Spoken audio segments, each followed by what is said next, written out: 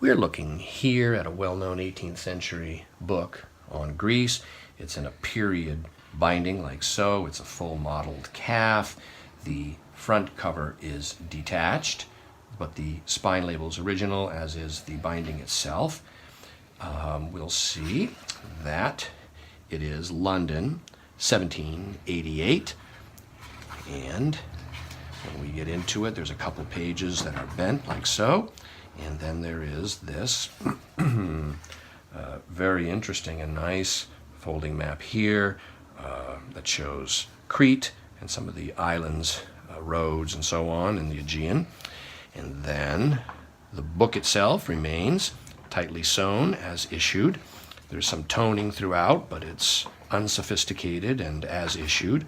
Here is a map of the labyrinth. Looks like there's a minotaur in the middle. And this book is available now online from me, Brian DeMambro.